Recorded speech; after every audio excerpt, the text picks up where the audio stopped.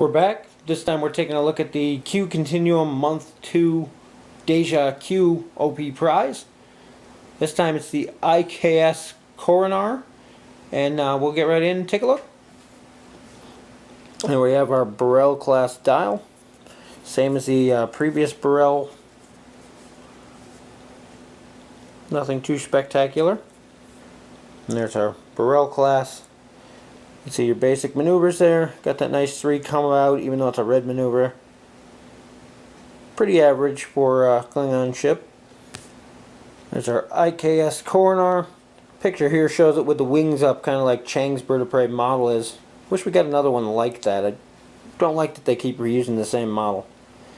Anyway, we have 4 attack, 1 agility, 3 hull, 3 shield, 1 tech upgrade, 2 weapon upgrades, and a crew upgrade for 22 points.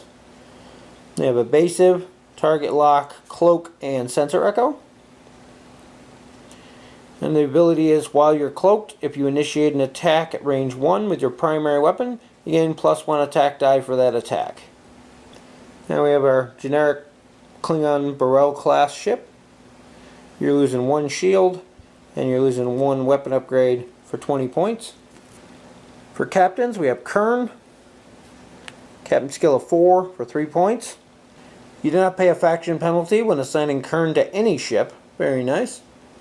Kern may field the Mach-Tuvor Elite Talent upgrade at a cost of 3 points instead of, I believe it's 5. Also nice. Then we have our generic Klingon captain. Captain skill of 1, 0 points. For our elite talents, we have the Mach-Tuvor, 5 points. As an action, you can discard this card and your captain to gain a number of attack dice for your first attack this round equal to half of that captain's skill number rounded down to a maximum of +3. Place an auxiliary power token beside your ship. You cannot perform any free actions this round, and this upgrade can only be purchased for a Klingon captain assigned to a Klingon ship. Kind of interesting that the Captain Kern here can be put on any ship without a penalty and gets this at a discount, but he can only get this if he's on a Klingon ship. So odd wording and the additional text there. But as far as this card itself, 5 points for a discard is rough. I could see this being useful with a mediocre captain. Kern here is only a 4, so he's not anything too spectacular. If you have an admiral on board, use this ability, discard this, discard your captain, gain that plus, in this case, 2 attack dice, and then your admiral would take over as captain. That way you're not leaving your ship pretty much defenseless. In that situation, I can see it getting a lot of use. Not a huge fan of 5-point discards. I've said it many times. Though this one, at least, I can see combos where it would be effective. For our crew upgrades, we have Klingon Stealth Team for 5 points. That's an interesting one. As an action, you can discard this card, target a ship at range 2 to 3 that's not cloaked. You disable a tech upgrade or a weapon upgrade of your choice on the target ship, then discard a crew upgrade of your choice on that ship if possible. Upgrade can only be purchased for a Klingon ship, and no ship can be equipped with more than 1. It's another 5-point discard, and it takes an action. Really rough to fit into action economy. That ability to take out a tech or weapon upgrade of your choice can make or break you in a certain situation if you really need to get rid of something. The ability to discard a crew upgrade of your choice is really what makes this enticing to try to use. Another 5-point discard, but depending on the crew that you could take out and the weapons or tech that you can disable, may cover its own cost. For weapon upgrades, we have Ambush Attack, 5 points, 5 attack, range 1 to 2. Discard this card to perform the attack. If your ship's cloaked, you gain a +1 attack die for this attack. If your ship's not in the target forward fire arc or rear fire arc, you may convert all of your battle stations results into hits.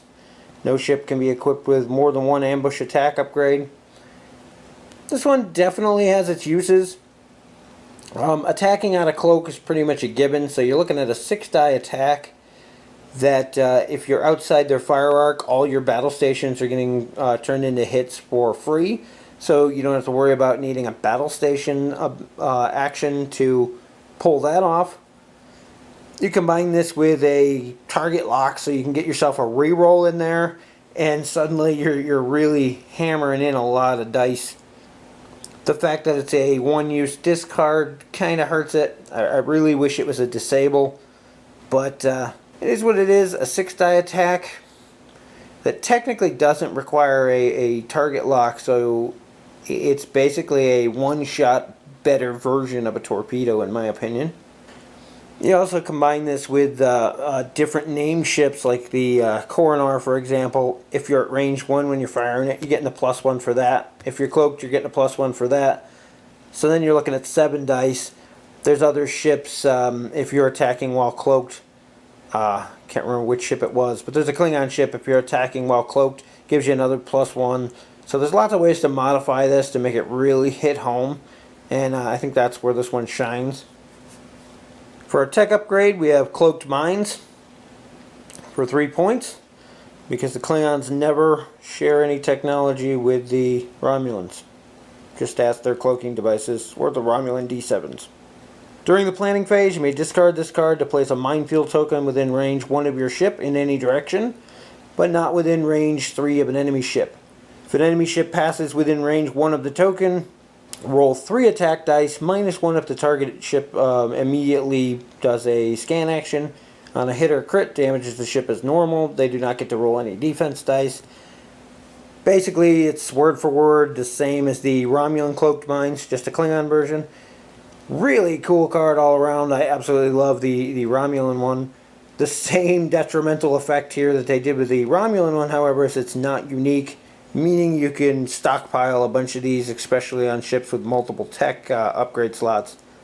On the positive side, there aren't a lot of Klingon ships that have multiple tech upgrade slots, so at least that's going to restrict it in some way.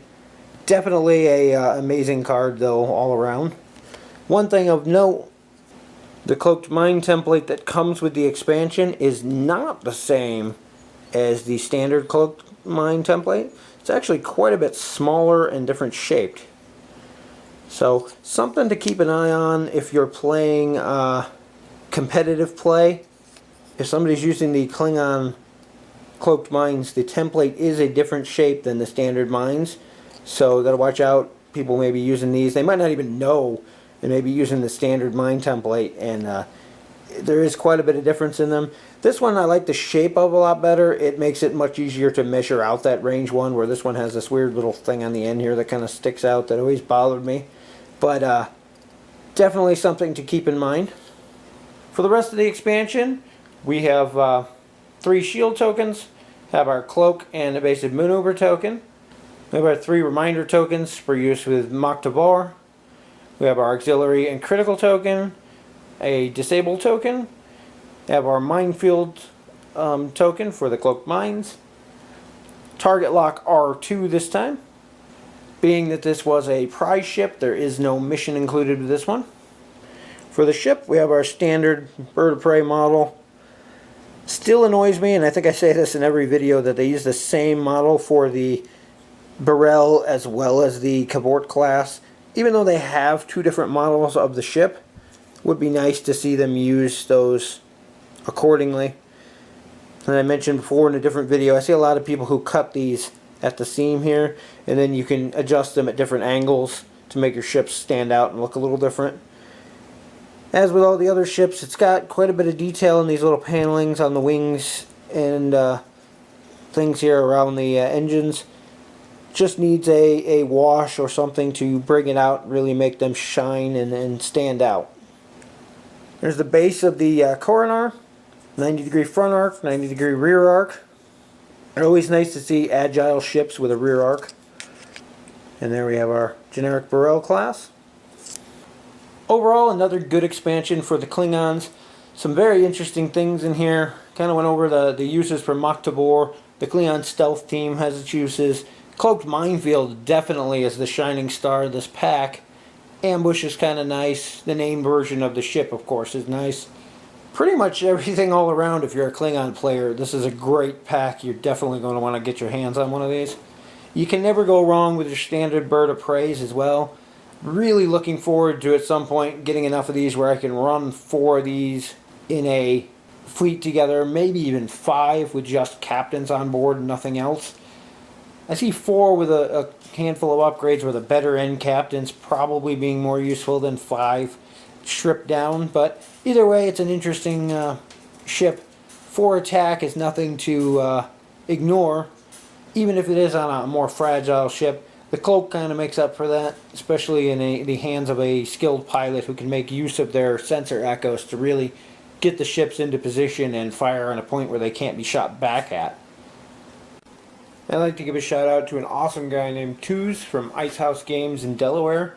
He hooked me up with the Q-Continuum month 1 and 2 OP kit stuff here, helping me to fill out my collection, and looking forward to working with him in the future to fill in some of the holes and missing things in my collection. So hopefully that's going to turn out really nice, and we'll get you guys videos of a lot of the stuff we're missing here. But thanks again to Twos for his help, and can't wait to work with him again in the future. Anyway, thanks for checking the video out. That's it for this one, and I'll see you in the next one.